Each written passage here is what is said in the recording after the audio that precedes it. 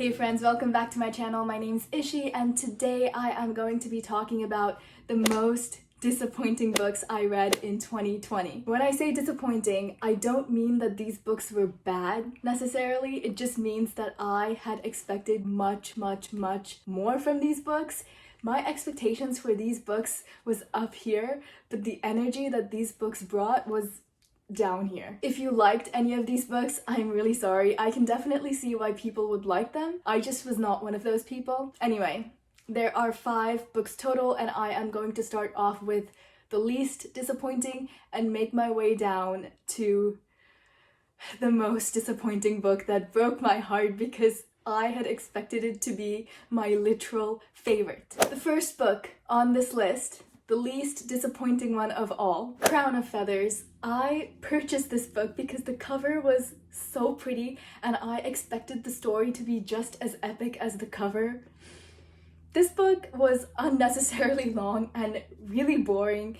I ended up giving it 2 stars. It wasn't so bad that I hated it, but it wasn't really good either. I had simply expected more from it, hence why it was disappointing. There were times when I wanted to put this book down and just never pick it up again, and that's kind of sad. This book follows 2 different timelines, and the first timeline is about Val and her sister who found these phoenix eggs and they want to hatch the phoenixes and become phoenix riders. The second timeline follows this queen from a really long time ago who used to be a phoenix rider, and the queen doesn't really have chapters in her point of view. We just learn about her story through these documents and these letters. I wish that this book did not have them at all. Honestly, I don't think that they added anything to the story. There were things I liked about this book, and let's talk about those things first. I loved the characters from the present timeline. I really liked Cade and Tristan. Veronica, the main character, was okay.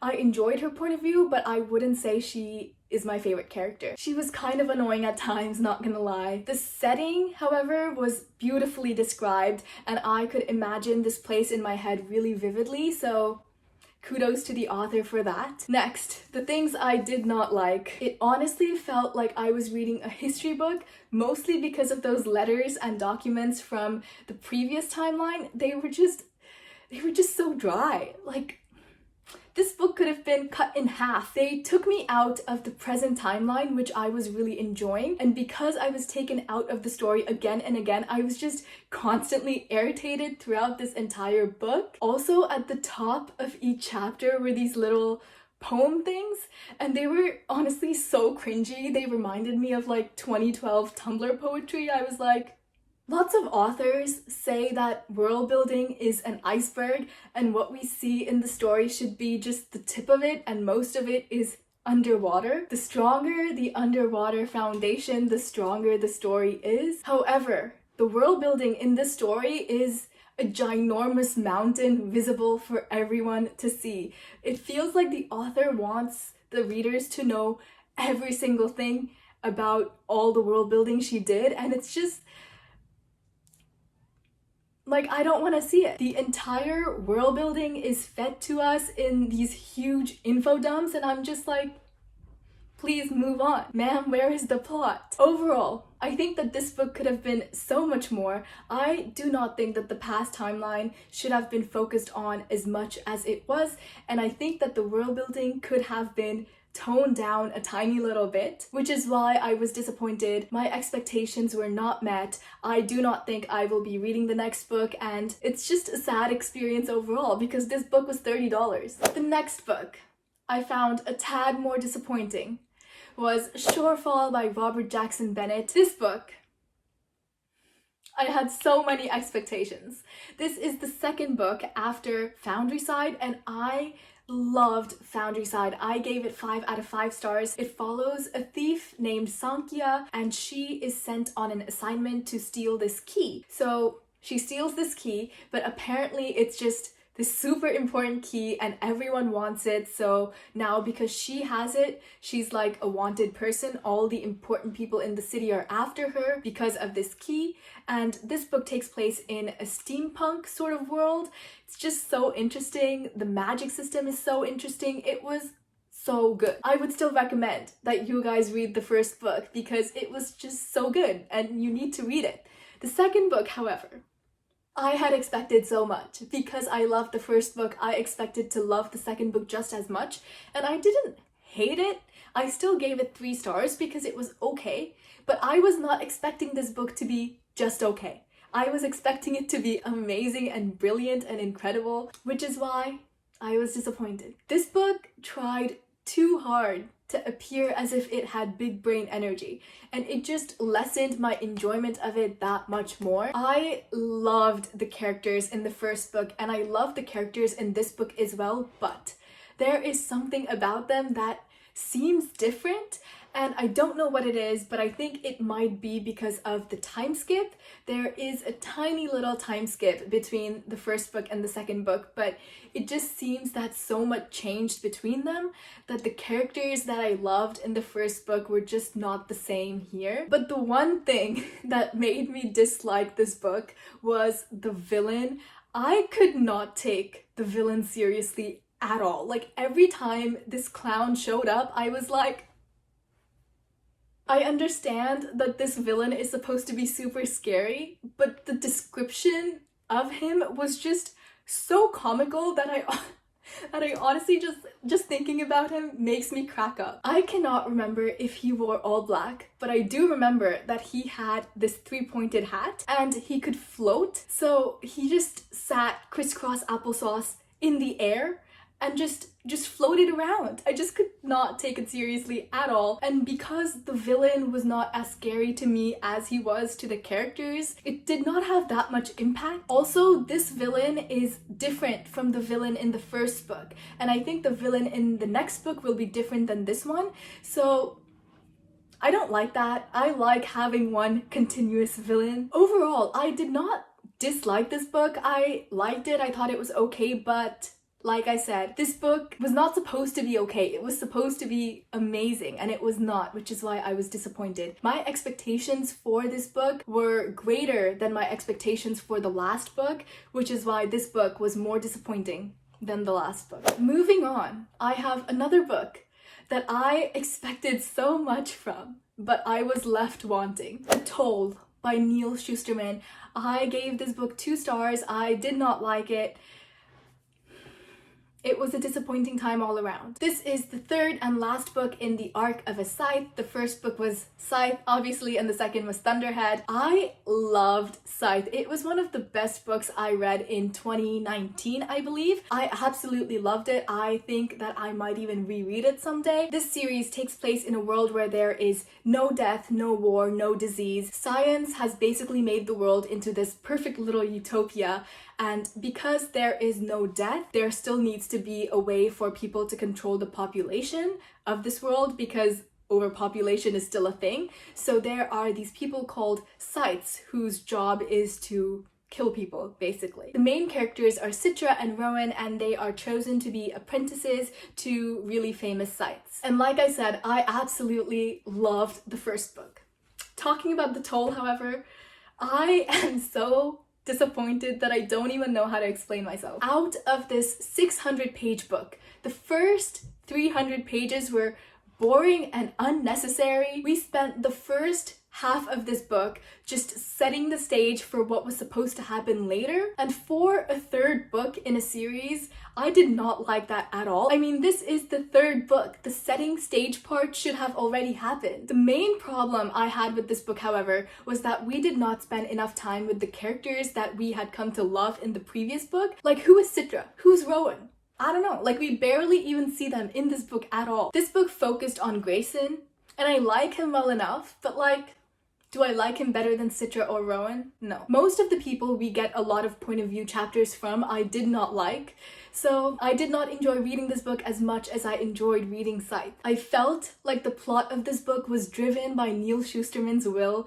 to make thinly veiled political statements about the state of politics in America without any regard to his characters. And as an author, he has every right to do so, but did that mean I enjoyed reading it? No. The romance in this book is something I had no interest in at all. Actually, the romance in this entire series is not something I had any interest in at all. Citra and Rowan just felt like they were thrown together for no reason. I think that those two characters could have been so much better off as friends, but no. I mean, a guy and a girl, could I make it any more obvious? This book is different from the first two books I talked about because I straight up did not like this book. I mean, Crown of Feathers was okay, Shorefall was okay, but The Toe, I just straight up did not like it. And that's just very, very disappointing because I loved Scythe and I was expecting to love this book too. The next book, Jonathan Strange and Mr. Norrell.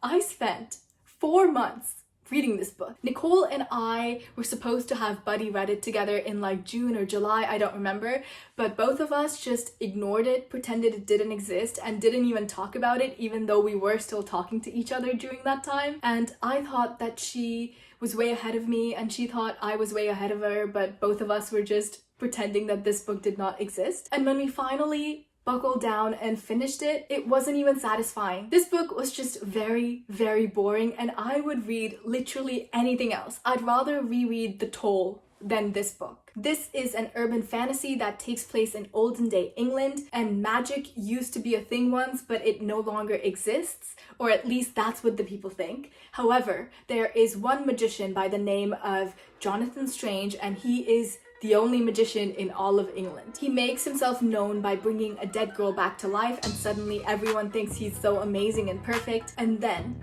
another magician shows up by the name of... Wait, I completely messed up. Proof that I have tried putting this book out of my head. Anyway, the only magician in all of England who brought a dead girl back to life was actually Mr. Norrell, and then another magician shows up, and his name is Jonathan Strange. Now, Mr. Norrell and Jonathan Strange could not be more different than each other if they tried. They become rivals of sorts and they hate each other on principle, and then begins the long journey of their rivalry. But like I said, this book did not need to be as long as it was. It went on so many tangents and took so many rabbit trails that had nothing to do with the plot, and I was like, where is the relevance? Where is the relevance of this? There were footnotes, long, page-long footnotes that had nothing to do with anything. What was the point? In 2020, I had a list of books that were my most anticipated books ever that I was really excited to read, and this book was on that list. So when I finally got around to reading it, I was so excited. I was like a little kid in a bookstore, and I was really looking forward to this book, and alas, my disappointment tasted bitter and salty like the tears I might have shed while trying to trudge my way through this incredibly long and boring book. The first 100 pages sounded really promising and really interesting, but then that was it. The next 900 pages was just nothing, like waste of my time. Both Mr. Norrell and Jonathan Strange were infuriatingly arrogant, and I did not care for them at all. In fact, this book had a lot of other more intriguing characters, but the book didn't focus on them at all. The resolution of the conflict was so disappointing. Like, after everything that happened, the resolution was just like it fell flat. There was no sense of satisfaction. I honestly cannot even say that I'm glad I finished this book, but I'm glad that I never have to see it again. I know that this book is like a modern classic and lots of people love it. Sadly, it just was not for me. I'm really sorry. The last and the most disappointing book I read in 2020. It breaks my heart to say it. Call Down the Hawk by Maggie Stiefvater. Let me just shed a few tears.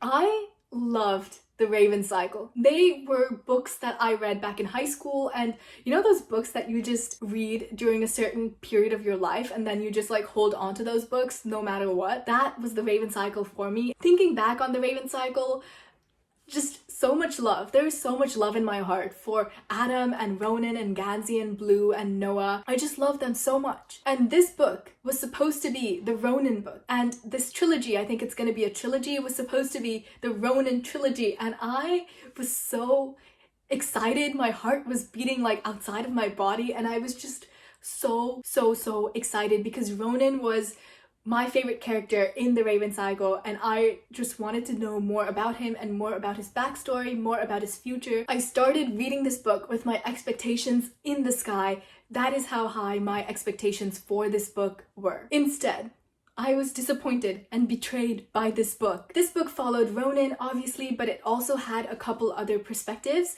The first was Hennessy, who is also a dreamer, but she is very different from the kind of dreamer that Ronan is. The second perspective we follow is Carmen Farouk Lane, who is a hunter, and she hunts dreamers. And we also get point of view chapters from Ronan's brother Declan. I still love Ronan. I loved all of the chapters from his perspective, and I love Maggie Stiefvater's writing style. It is so beautiful and whimsical and amazing. I love Adam as well, but I also liked how this book just did not revolve around Adam and Ronan, that the two of them were doing their own separate things. I really appreciated that. The reason I did not enjoy this book was because of Carmen Farouk Lane. She is the most irritating character I have ever had to read about ever in my life. More irritating than Jonathan Strange and Mr. Norrell. A good 1/3 of the book was from her point of view, and I just did not care. I was like, ma'am, please leave me alone. Where is Ronan? Every chapter from her point of view just sucked the magic right out of the story. All she did was complain and complain and whinge, and just nothing about her was appealing at all. Next was Hennessy. I liked her, but not enough for me to really appreciate her existence in the story. I loved the brothers Lynch, and I would have truly enjoyed this book if this book just followed Ronan and Declan and Matthew and didn't have any other random perspectives from anyone else. Carmen Farouk Lane just single-handedly ruined my enjoyment of this book, and I am so angry and so disappointed. And the fact that I did not like this book is truly heartbreaking, and no one is more sad about it than I am. I do realize, however, that lots of people do like this book, and I'm really sorry that I roasted it. It's just how I feel, and I'm also sad that I feel that way. Anyway, those are the 5 most disappointing books I read in 2020. I didn't hate these books. I was just disappointed because I expected so much more and my expectations were not met. If you still want to read any of these books, obviously go right ahead, because my expectations are very different than yours, and you might end up really liking them because they are books that people do really like. They just were not for me. Let me know what your most disappointing books of 2020 were. Anyway, my name is Ishi. Thank you so much for spending time with me, and I hope your day is as wonderful as you are.